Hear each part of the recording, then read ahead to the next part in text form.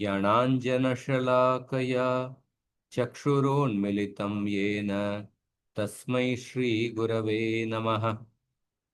नमो विष्णुपादाय कृष्णप्रेष्ठाय भूतले श्रीमते भक्तिवेदान्त स्वामिन्निति नामिने। नमस्ते सारस्वती देवे गौरवाणी प्रचारिणे निर्विशेष शून्यवादी पाश्चात्य देशतारिणे। जय श्री कृष्ण चैतन्य प्रभो नित्यानंद श्री अद्वैत गदाधार श्रीवासादि गौर भक्तवृंद। हरे कृष्णा कृष्ण कृष्ण हरे हरे, हरे Ram Ram Ram Hare Hare. So we are discussing the Dhruva Maharaj's story. Last time we discussed Dhruva Maharaj returning home, how he was received by Uttanapad. Uttanapad, he practically lost all his hope that his son would return back. But when he got the news that Dhruva Maharaj is returning, he felt that I am such an unfortunate person, but how is it that I am getting such an auspiciousness in my life that my son is returning home? So that is the sign of a grateful person. So Uttanapad, when he received Dhruva Maharaj, he exhibited great affection towards Dhruva. We will read the further shlokas. Abhivandya Pitupada.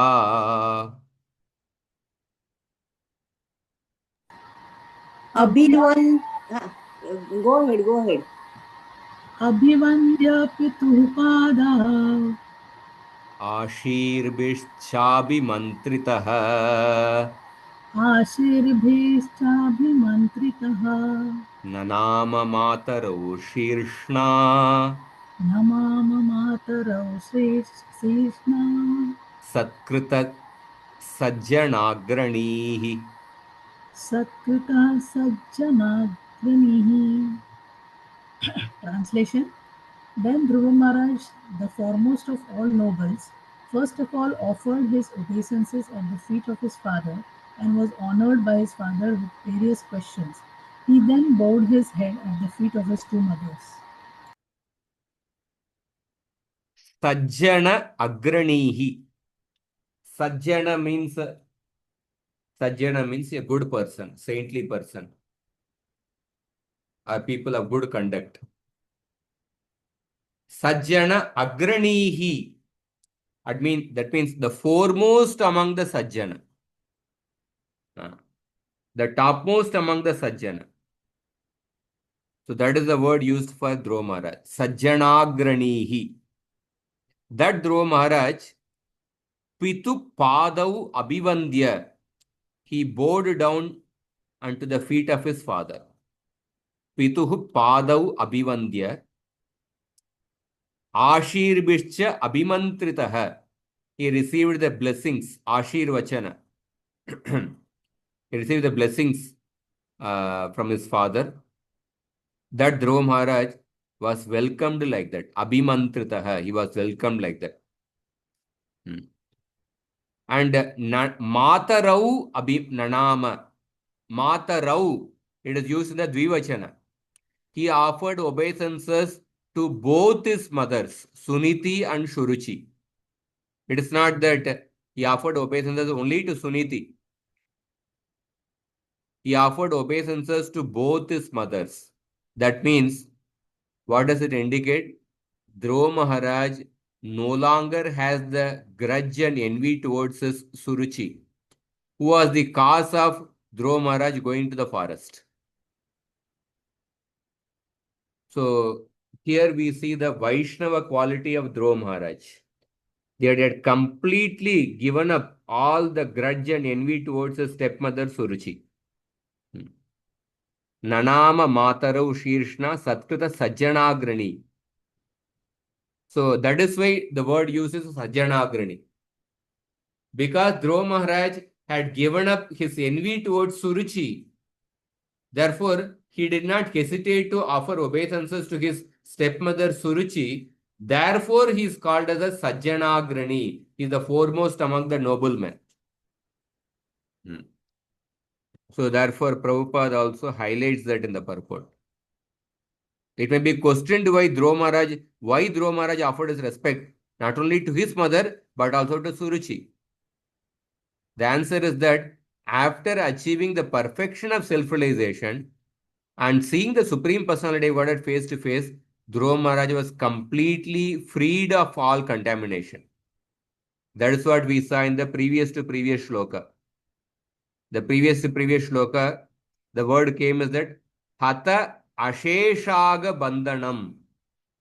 By the touch of the Supreme Personality of Godhead, Dhruva Maharaj was purified of the unlimited sins by the touch of the Lord's feet. So the feelings of insult is because of the bodily concept.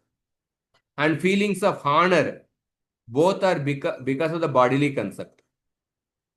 But a real Vaishnava never perceives the feelings of an insult or a honor. A Vaishnava considers the feelings of honor to be disgusting like the stool of a hog.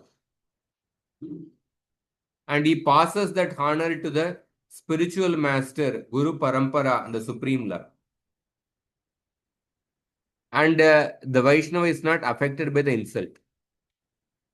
That is the Mahaprabhu's instruction, Tranadapi Sunichena Taroriva Sahishnuna Amanina Manadena Kirtaniya Sadahari. So therefore, Dhruva Maharaj is described as the Sajjanagrani. The pure devotee is the noblest of all, and therefore he has no feelings of animosity towards anyone. So duality due to animosity is a creation of this material world. There is no such thing in the spiritual world, which is the absolute reality. The spiritual world, even the plants, even they don't have animosity towards other plants. Mandara Kunda Kurabodh Parachampa Karna Punnaga Naga Bakulam Bhujaparijata Ganderchite Tulasika Baranena Tasya Yasmim Stapa Sumanaso Bahumanayanti. In the Vaikunta, the different planets like Mandara, Kunda, Kuraba, Punnaga, Naga, all these plants, they glorify the supreme fortune of Tulasi Devi, who is situated in the lotus feet of Krishna. And they take pleasure in Tulasi Devi's great fortune. And they aspire to achieve a similar position by performing austerities. So Prabhupada says there is no envy in Vaikuntha planets, even among the plants. So that quality is exhibited by Dhruva Maharaj. Next shloka. Suruchistam samuttapya सुरुचिस्तं समुत्थाप्य pada vanatamarbakham पादावनतम् अर्भकम् parishvajyaha jiveti परिष्वज्याः जीवेति bashpagadgadaya gira. बाष्पगदया गिरा. Prabhuji, translation please. I don't have a translation.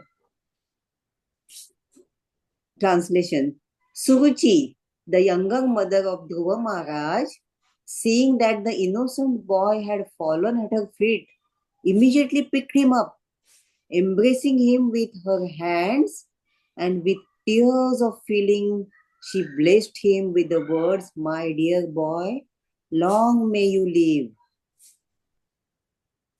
So we see that Suruchi also, what were the Suruchi's feelings? Suruchi tam samuttapya. Samuttapya means Suruchi immediately raised the Dhruva Maharaj, raised the boy up. Pada vanata marbakam. And Dhruva Maharaj fell at her feet, but Suruchi raised her up. Parishvajya, she embraced Dhruva Maharaj. And then she said that, Jiva iti, may you live long. Bashpa gad gadayagira. With a choked voice and tears, she actually blessed Dhruva, Jiva iti, may you live long. We can see the transformation in the heart of Suruchi. Previously, we saw in the beginning of the 8th chapter, Suruchi said that if at all you want to, if you desire to sit on the lap of your father, you have to take birth, you have to perform austerities, and then in the next birth you have to take birth from my womb. Then only you are qualified to sit on the lap of your father. That means indirectly, Suruchi told that you will have to die. You will have to die, and then you have to take a birth through my womb. Then only you can actually sit on the lap of your father. That was the envy Suruchi had, that you have to die. But now you see the transformation. She is saying that Jiva iti, may you live long.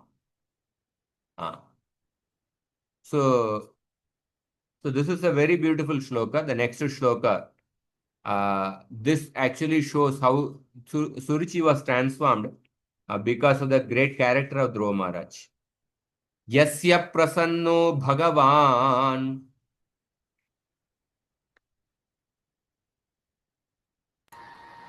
यस्य प्रसन्नो भगवान् Gunair maitriadibir harihi. गुणैर्मैत्राधिभिर्हरि Tasmai namanti bhutani. तस्मै नमन्ति भूतानि Nimnamapaiva swayam. निम्नं निम्नमाप इव स्वयम्. Translation: unto one who has transcendental qualities due to friendly behavior with the Supreme Personality of Godhead, all living entities offer honor just as water automatically flows down by nature. It's a very important shloka. This shloka is also quoted in the Bhakti Rasamrita Sindhu. Yasya prasanno bhagavan gunair maitriadibir harihi. So that person to whom the Lord is pleased. Gunair maitriadibir hari. Because of his qualities and friendliness, because of the wonderful qualities and the friendly nature, that person with whom the Lord is pleased, to that person, tasmai namanti bhutani. All the living entities naturally offer respect to such a person. Nimnamapa iva swayam. Just as a water flows naturally to a lower level. Just as a water flows naturally to a lower level. So, water naturally flows to a lower level. Similarly, all the living entities naturally offer respects to that person with whom the Lord is pleased. So, the Supreme Lord was pleased with Dhruva Maharaj. Therefore, we can see the transformation. Even Suruchi is offering blessings to Dhruva Maharaj. Therefore, out of the 6 characteristics of Bhakti, the second characteristic is called as Shubhada. Devotional service bestows auspiciousness. And Rupa Goswami says that one of the characteristics of auspiciousness is that all the living entities become pleasing to that devotee, and the devotee becomes pleasing to all the living entities. That is the characteristic of auspiciousness. All living entities become pleasing to the devotee, and the devotee becomes pleasing to that all living entities. So here we see, like for example, in the Bhagavad Gita 5th chapter, Krishna says that Yoga Yukto Vishuddhatma Vijitatma Jitendriyaha Sarvabhutatma Bhutatma Kurvannapi na Lipyate. Sarvabhutatma Bhutatma. All living entities become pleasing to the devotee. I'll read that Prabhupada's purport. Very beautiful purport. This is Bhagavad Gita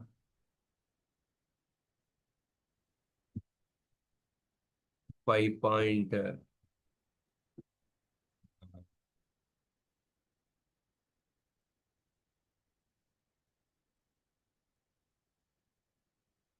5.7. One who works in devotion, who is a pure soul, and who controls his mind and senses is dear to everyone, and everyone is dear to him. Though always working, such a man is never entangled. So Prabhupada says, one who is on the path of liberation by Krishna consciousness is very dear to every living being, and every living being is dear to him. This is due to his Krishna consciousness. Such a person cannot think of any living being as separate from Krishna. Just as the leaves and branches of the tree are not separate from the tree. He knows that by watering the root of the tree, the water will reach all the leaves and plants. Because one who works in Krishna consciousness is a servant to everyone, he is very dear to everyone. And because everyone is satisfied by his work, he is pure in consciousness. Because he is pure in consciousness, his mind is completely controlled. And because his mind is controlled, his senses are also controlled. But because his mind is always fixed on Krishna, there is no chance of his being deviated from Krishna. Nor is there a chance that he will engage his senses in matters other than the service of Lord. He does not like to hear anything except topics related to Krishna. He does not like to eat anything which is not offered to Krishna. He does not wish to go anywhere if Krishna is not involved. Therefore, his senses are controlled. And a man of controlled senses cannot be offensive to anyone. One may ask, then why then was Arjuna offensive to others? Wasn't he in Krishna consciousness? Yeah, Arjuna was only superficially offensive because all the assembled persons on the battlefield would continue to live individually as the souls cannot be slain. So Arjuna, while fighting on the battlefield of Kurukshetra, was not really fighting at all. He was simply carrying out the orders of Krishna in full Krishna consciousness. So for such a person is never entangled. So we see that how Dhruva Maharaj has become pleasing even to Suruchi. Prahlad Maharaj, another pure devotee of Narasimhadev, he exhibits his affection for all the living entities. He says that Naivodvije Paraduratyaya Vaitaranyas Twadvirya Gayana Mahamrita Magna Chittaha Shoche Tato Vimuka Chetasa Indriyartha Maya Sukaya Baramudvagato Vimudan. He says that I am not afraid of my situation in the samsara. Because I am absorbed in hearing Krishna Katha. I am absorbed in hearing your Krishna Katha. Therefore, I am not at all afraid about my suffering in this world. But what I am actually concerned is that Shoche Tato Vimuka Chetasa Indriyartha. There are many people who have turned away from you and they are absorbed in sense pleasure. Maya Sukaya Baramudvakato Vimudan. They are carrying the burden of material sense pleasure. I am actually concerned about them. Prayena Deva Munayo Svavimukti Kama Maunam Charanti Vijane Na Parartha Nishta. Prayena Deva Munayo Svavimukti Kama Maunam Charanti Vijane Na Parartha Nishta. And then he says that Naitan Vihaya Kripanan Vimumuksha Eko Nanya Twadasya Sharanam Brahmatonu Pashye.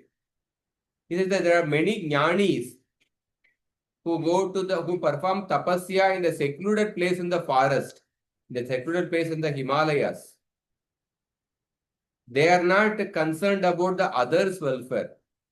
They are concerned about their own liberation. But I do not want to go back to Vaikuntha without the other conditioned souls who are suffering in this world. Naitan Vihaya Kripanan Vimumuksha Yeko. I don't want to go back to spiritual world alone. I want to take all the living entities along with me. And for that, Nanyam Twadasya Sharanam Brahmatonu Pashye. Apart from your lotus feet, there is no other shelter. Only you can actually deliver all the living entities. In that way, we see that this is a highly exalted quality of a Vaishnava, a pure devotee who practices pure devotional service. He develops the quality of Shubhada. That means the devotee becomes dear to all living entities and all living entities become dear to him. So that is mentioned in this shloka. So Prabhupada's purport.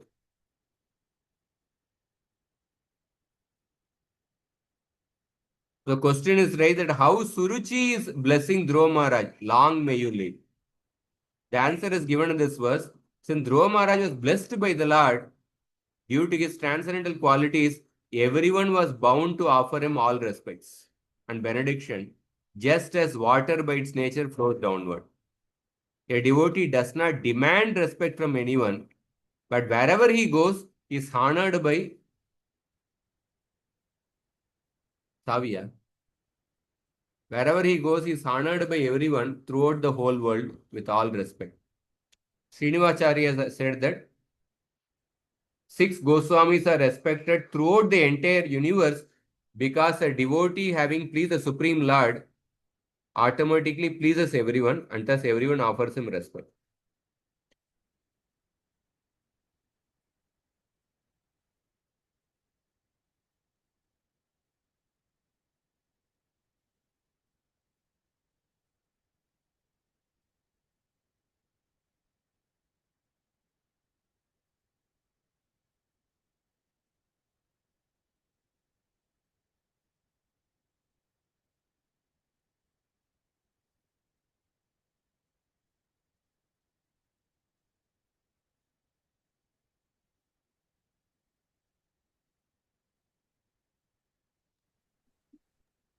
The Shad Goswami Ashtakam, Dhira Dhira Jana Priyau Priyakarau. So that verse is quoted here. Next shloka. Sorry, Prabhuji, to interrupt. Some Huh. similar verses there in 12th chapter also, some 13th, Advaishta Sarva. Like, Lord is saying He is dear to me. Like, Advaishta Sarva Bhutanam, Maitrem Karuna Evacha. Adveshta Sarvabhutana Maitra Karuna Evacha. The devotee does not hate anyone, rather he is a kind friend of all living entities. Another shloka also. Yasman na udvijate loko, lokan na udvijate chayaha. Harsha marsha bayodvege muktoya sachame priyaha. A devotee does not give trouble to other living entities, nor is he troubled by other living entities. Next shloka. Uttamascha dhruvascho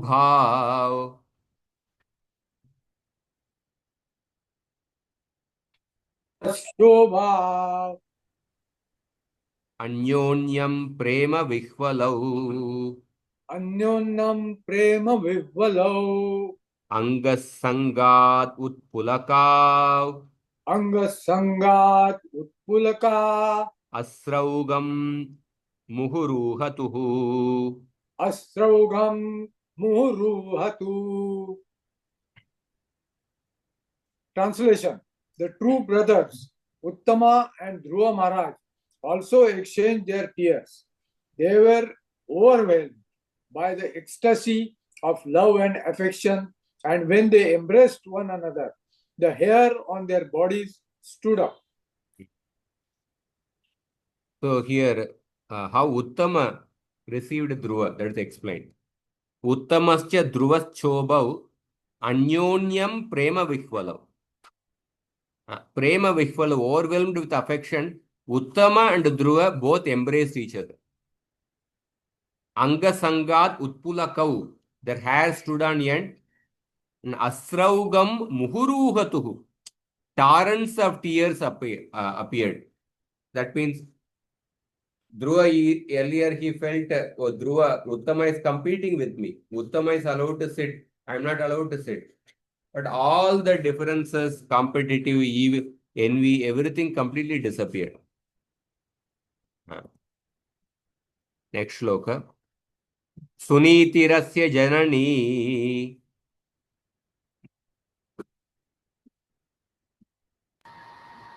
सुनीतिरस्य Janani Pranebhyopi priyam sutam. प्राणेभ्योऽपि प्रियं सुतम् Upaguhya jahavadim. उपगुह्य जहावादिम् Tadangasparsha nirvrita. तदङ्गस्पर्शनिवृत्ता. Translation: Suniti, the real mother of Dhruva Maharaj, embraced the tender boy of her son, who was dearer to her than her own life, and thus forgot all material grief, for she was very pleased. So Suniti Rasya Janani Pranebhyopi Priyam Sutam. Dhruva was dear to Suniti more than her own life. So Suniti embraced Dhruva, Upaguhya. And then Jahau Adim Tad Angasparsha Nirvrita. Being satisfied by touching the body of Dhruva, Suniti gave up her grief. Adim Jahau. So Dhruva, so this is the Suniti's feelings.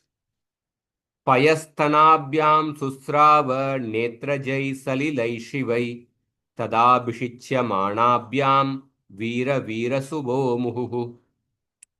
So payasthanabhyam susrava, milk constantly flowed from her breasts. Susrava. And netrajai salilai shivai. And when the milk was flowing from her breast, and she was also shedding tears. So the milk was mixed with the tears of Suniti.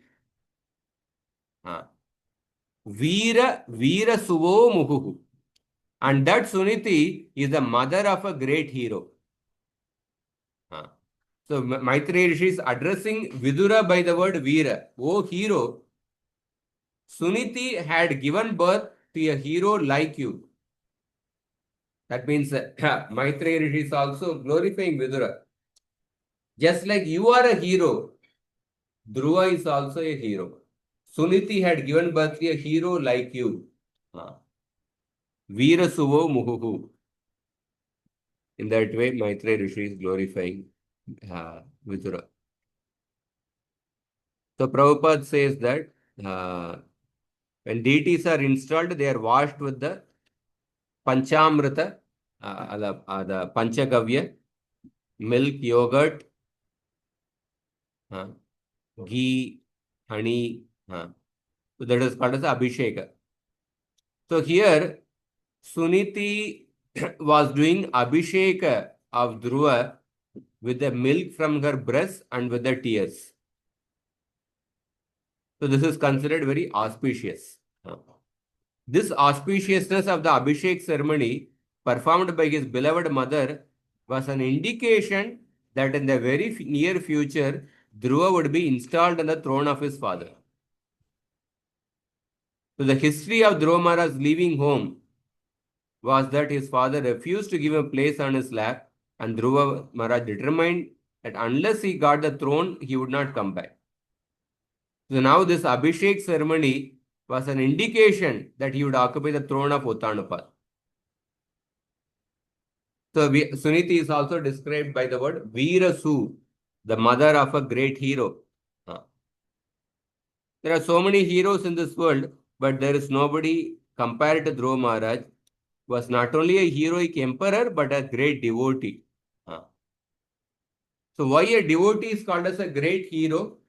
Because the devotee conquers the greatest enemy, that is the Maya potency. Daivi Kesha Gunamayi Mama Maya Duratyaya Mamevaye Prapadyante Maya Metam Tarantite. Because the devotee conquers the influence of Maya, therefore the devotee is the greatest hero. That is why when Mahaprabhu asked Ramanand Rai, who is the most famous man in this world, Ramanand Rai said that a devotee of Krishna is the most famous man because he has conquered the Maya and he surrendered to the Lord. Next shloka. Tam shashamsur janaragim Tam shashamshurjanarajum dishtya te putra artiha dishtya te putra artiha pratilabdaschiram nashto pratilabdaschi nashto rakshita mandalam bhuvah. rakshita mandalam bhuva. Translation. The residents of the palace praised the queen. Dear queen, your beloved son was lost a long time ago, and it is your great fortune that he now has come back. It appears, therefore, that your son will be able to protect you for a very long time and will put an end to all your material pangs. So the residents are actually telling, the public people praise the queen. Tam shashamsur janaragim. Dishtya means by good fortune, your son, who is the Artiha, destroyer of suffering, Pratilabda, Chiram Nashto, has returned after being lost a long time. Chiram Nashto Pratilabda, your son has returned. And Rakshita Mandalam Bhuva, he will protect the whole earth. So Ragim Janaha, the public people, Janaha Ragim Shashamsu, the public praise the queen. So the next. Abhyarchitastvaya nunam Bhagavan pranatartiha yadanudhyayino dhira mrityum jigyu sudurjayam. So then they are further saying that Abhyarchitastvaya nunam Bhagavan pranartiha. You must have worshipped the Supreme Lord, Bhagavan, Abhyarchita. Because Bhagavan is the Pranata Artiha. Bhagavan destroys the sufferings of his devotees. Destroy the sufferings of those who surrender to him. Therefore, you must have worshipped the Supreme Lord. Yad Anudyayino Dhira. The wise people, by meditating on that Bhagavan, Mrityum Jigyu Sudurjayam. The wise people, by meditating on that Bhagavan, they have conquered the death, which is very difficult to conquer. So therefore, your son, by worshipping the Lord, he got darshan of the Lord, and you also have worshipped the Supreme Lord. So we see that Dhruva Maharaj was worshipping the Lord in the forest, and Suniti was also worshipping the Supreme Lord within the palace. Suniti was also worshipping the Supreme Lord within the palace. So Suniti, by worshipping the Supreme Lord, she conquered the death of Dhruva's son. That is what the palace people are glorifying Suniti. By worshipping the Lord, you have conquered the death of your son. So Prabhupada purport. So during the absence of Dhruva Maharaj, Suniti always meditated upon the Supreme Personality of Godhead, who is able to rescue his devotee from all dangers. Pranatartiha. So at home, Suniti also prayed to the Supreme Lord for his safety and good fortune. In other words, the Lord was worshipped by both the mother and the son, and both were able to achieve the supreme benediction of the Supreme Lord. The word Sudurjayam indicates that no one can conquer death. But Dhruva Maharaj, when Dhruva was away from his home, his father thought that he was dead. Ordinarily, a king's son, only 5 years old and away from home in the forest, would certainly be supposed dead. But by the mercy of the Lord, not only was he saved, but he was blessed with the highest benediction. Next shloka. Lalyamanam janairevam dhruvam sabrataram nripah aropya karinim hrishta stuyamano vishatpuram. So Dhruva Maharaj, joyful and being praised, Lalyamanam, being praised, joyful and being praised, the king placed to Dhruva, adored by the people. Dhruva was adored by all the people. Janair Lalyamanam. So the Uttanupad placed Dhruva along with Uttama on an elephant. Karinim Aropya. And then Puram Avishat. He returned to his city. So the king placed Dhruva and Uttam both on top of the elephant, and they returned to the city.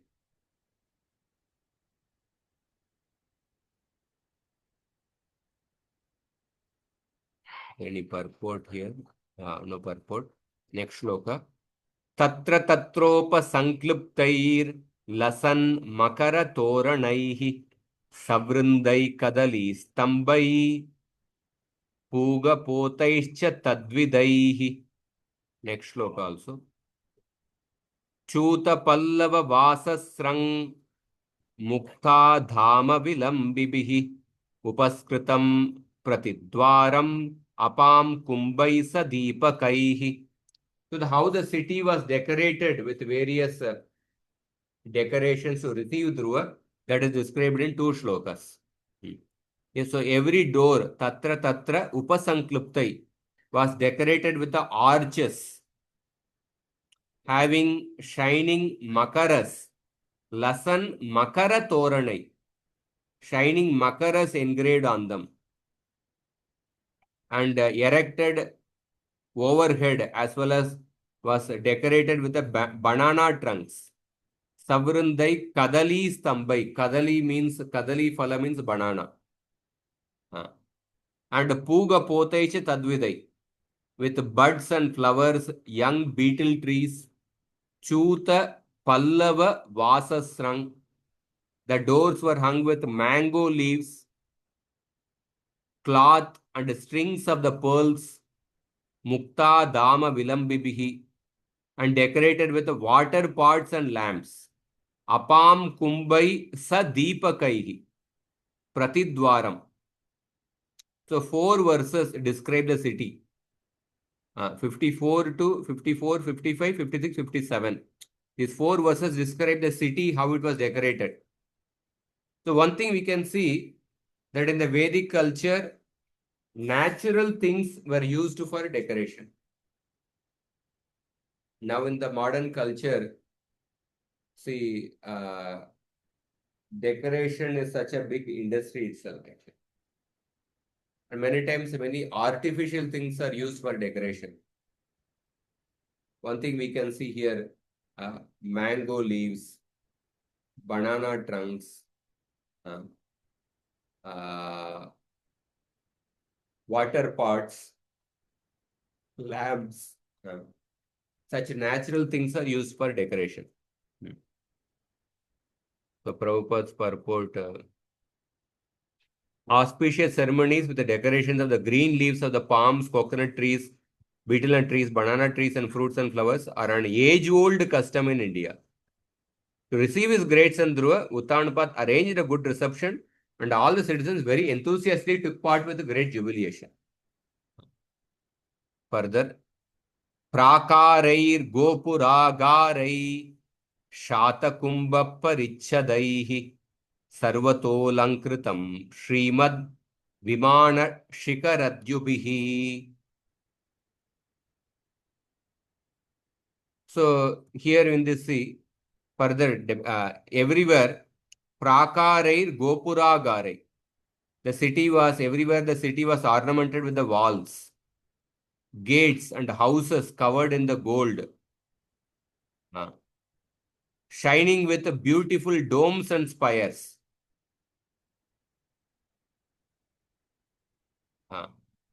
Gopura means the city gates. Agara means house. So the decorations are described. Mrishta Chatvara Ratyata Margam Chandana Charchitam Lajakshatai Pushpapalais Tandulair Balibir Yutam. The yards, highways, watchtowers, and roads, they were washed and smeared with the sandalwood and covered with offerings, raw rice, fruits, flowers, barley grains, and popped rice. So these are all like raw rice, akshata we say, akshata, fruits, flowers, barley grains, they are all used traditionally for welcoming and for reception and decoration. So all these things are described here. So Prabhupada's purport, somebody can read this purport regarding the mention of. Regarding the mention of airplanes here, it is suggested by Srimad Vijaya Dhwaja Tirtha that on this occasion the demigods from higher planetary systems also came in their airplanes to bestow their blessings on Dhruva Maharaj on his arrival at the capital of his father. It also appears that all the domes of the city palaces as well as the pinnacles of the airplanes were decorated with ornamental work in gold and being reflected by the sunshine. They were all glittering. We can observe a specific distinction between Dhruva Maharaj's time and modern days. For the airplanes in those days were made of gold, whereas at the present moment, airplanes are made of base aluminium. This just gives a hint of the opulence of Dhruva Maharaj's days and the poverty of modern times. So generally, the modern narrative is that currently we are living in the most advanced stage of civilization. Previously, there were Stone Age men. Man came from monkeys. These are the modern narratives. Such Darwin's theory, these stories were, such histories were studied by us. That is what there in the newspaper. That is what is there in the textbooks actually.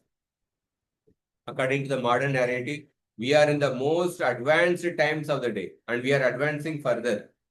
Bullet trains are coming. We are inventing smaller and smaller computers. Like that we think.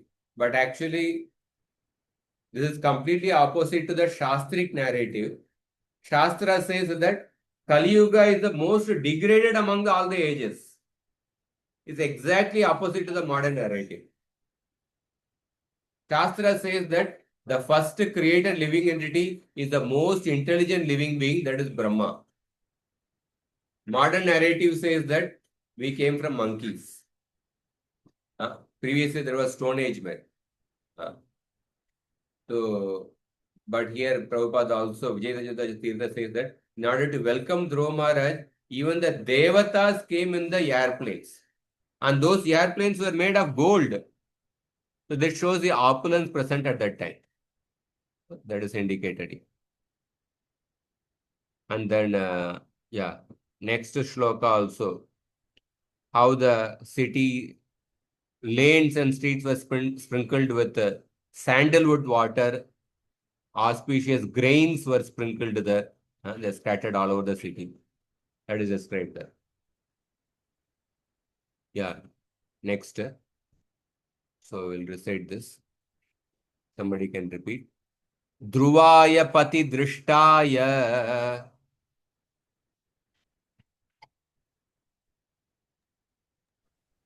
ध्रुवाय पथिदृष्टाय Tatra tatra purastriyah. तत्र तत्र पुरस्त्रिय Siddharthakshata dadyambu.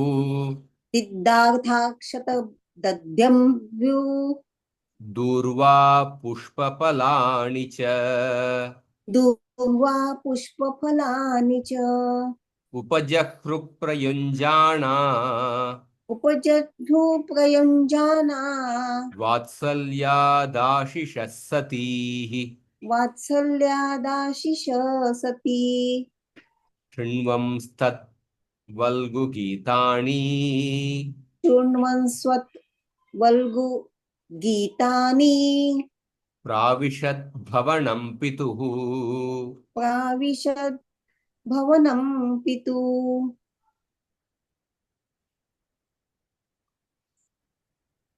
Translation. Thus, as Dhruva Maharaj passed on the road from every place in the neighborhood, all the gentle household ladies assembled to see him, and out of material affection, they offered their blessings. Maternal affection. And out of, maternal affection, I'm sorry. And out of maternal affection, they offered their blessings, showering him with white mustard seed, barley, curd, water, newly grown grass, fruits, and flowers. In this way, Dhruva Maharaj, while hearing the pleasing songs sung by the ladies, entered the palace of his father. So Dhruvaya patidrishtaya. When they saw that Dhruva is actually approaching on the road, tatra tatra purastriyah siddharthakshata dadyambu. Purastriyah, the chaste women of the city, what did they do? Siddhartha akshata dadyambu. They scattered with white mustard seeds, barley, and yogurt, water, durva grass, flowers, and fruits. And then they were showering upon Dhruva, and also they were actually uttering blessings out of affection. Vatsalyat ashisha satihi. Because of maternal affection, they offered blessings. Upajakru prayunjana vatsalyat ashisha sati. And Shrinvams, Dhruva Maharaj was hearing all these blessings. And Tad Valgu Gitani, some of the ladies were also singing for the pleasure of Dhruva Maharaj. Dhruva Maharaj was hearing their singing, Dhruva Maharaj was hearing their blessing, and hearing that Pravishat Bhavanam Pituhu, he entered the house of his father. He entered the house of his father. And then the next section, the last section of this chapter, describes the opulence of the Uttanupad's palace. Something amazing description.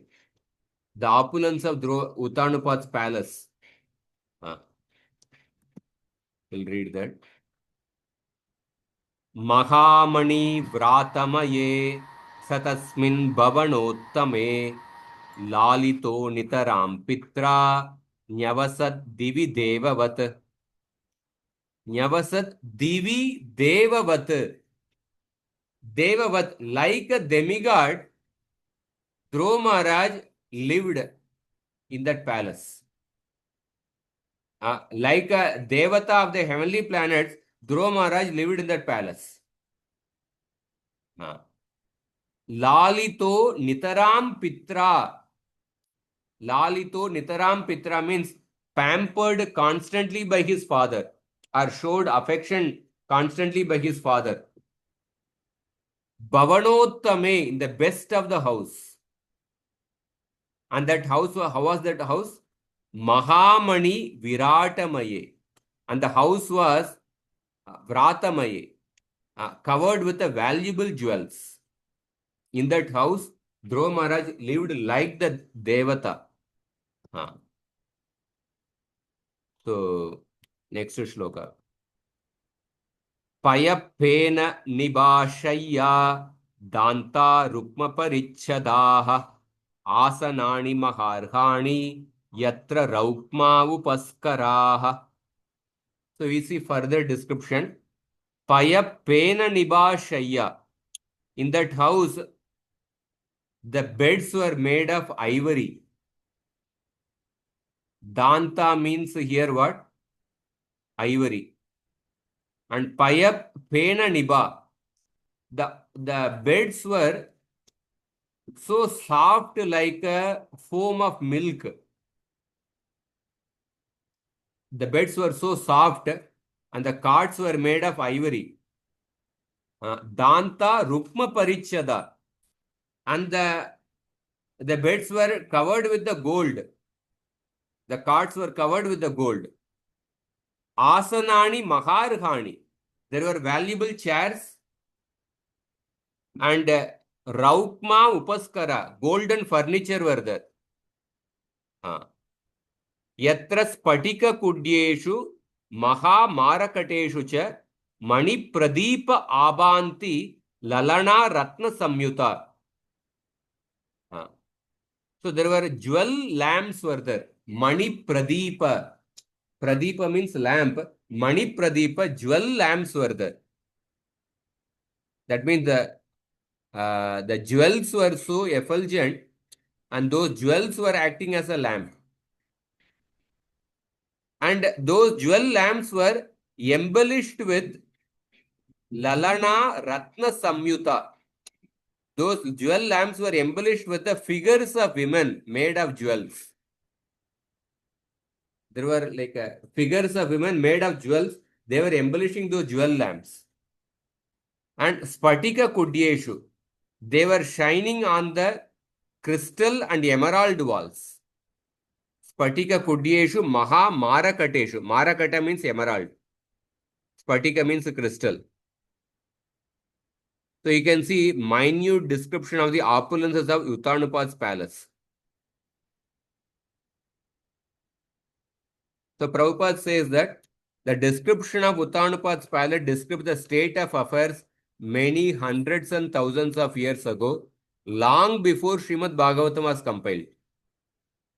Since it is described that Maharaj Dhruva ruled for 36,000 years, he must have lived in the Satya Yuga. And people lived for 100,000 years. The life durations of the 4 yugas are also mentioned in the Vedic literature. Satya Yuga people used to live for 100,000 years, 1 lakh years. Treta Yuga for 10,000 years. Dwapar Yuga people used for 1,000 years. And Kali Yuga people may live up to 100 years. So with the progressive advance of each new yuga, the duration of human life is reduced by 90%. From 100,000 to 10,000 to 1,000 to 100. And that is further reducing. So Dhruva Maharaj was a great grandson of Brahma. So that means it is the beginning of Satya Yuga. So there are many Satya Yugas during the day of Brahma.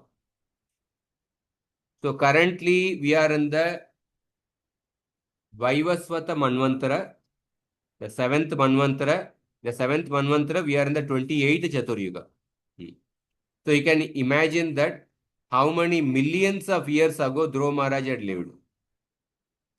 But the description of the palace of Dhruva's father is so glorious that we cannot accept that advanced human civilization did not exist even 40 or 50,000 years ago. Prabhupada is addressing this point because the modern thought process, modern narrative is that currently we are in the most advanced civilization. Actually, at a certain point they declared previously, if you produce dollar or a rupee to the government will give the amount of gold in return. But now our currency is not backed by gold. It is simply paper actually. But previously you can see the Uttanapat's palace. Why Prabhupada is giving such a give detail? To show he is giving the duration of life of Lord Brahma.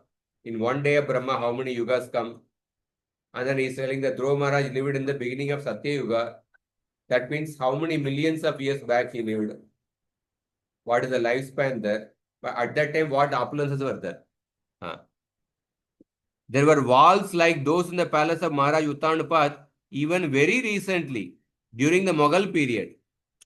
Anyone who has seen the Red Fort in Delhi must have marked that the walls are made of marble and were once decorated with the jewels. But during the British period, all these jewels were taken away and dispatched to the British Museum. When Prabhupada went to British Museum, he said that it is just nothing but a stolen property. So the conception of worldly opulence was formerly based mainly on natural resources such as the jewels, marble, silk, ivory, gold and silver. The advancement of economic development was not based on big motor cars. Advancement of human civilization depends not on industrial enterprises, but on possession of natural wealth and natural food. The industrial advancement industry is nothing but in Tamoguna. Currently, the people think in order for the GDP to increase, they want to attract more industrial investment. They want to attract more foreign investment for increasing the industries. But this is nothing but the advancement in Tamoguna. So the real advancement is possessing natural wealth and natural food, which is all supplied by the Supreme Personality of Godhead, so that we may save time for self-realization and success in the human form of body. Last point. Another aspect of this verse is that Dhruva Maharaj's father, which we'll actually discuss in the next class, remember this description of the opulences in these verses. You will see in the next class that soon Uttanapad would very soon give up the attachment for his palaces and go to the forest for self-realization. So from the description of the Srimad Bhagavatam, we can make a very thorough comparative study of the modern civilization and the civilization of mankind in the other millenniums. Satya Yuga, Treta Yuga and Dwapar Yuga. So very profound purport. Go through the purport more patiently. Prabhupada is giving very valuable info. Comparing what is the notion of advancement in the modern world and the notion of advancement in the previous times.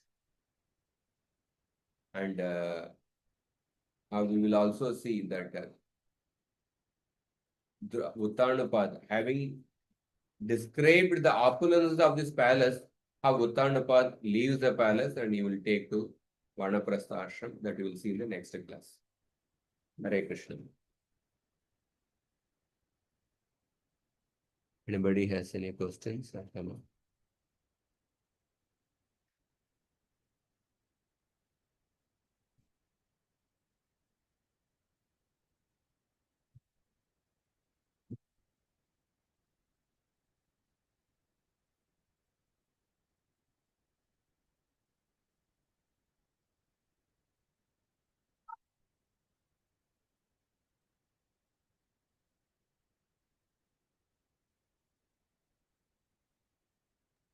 Prabhuji, very nice class. So many things to learn in life. How Dhruva Maharaj behaved with stepmother Suruchi, how to pardon, how to very excellent class. Thank you, Prabhuji. It was in detail and very nice. Really, lots to learn. Lots to learn. Thank you. Thank you, Mataji. So we will end here. Next week we'll continue. Next week we'll complete this chapter and begin the 10th chapter. Hare Krishna. Hare Hare Krishna. Krishna. Thank you, Prabhuji. Thank you, Prabhuji. Hare Krishna.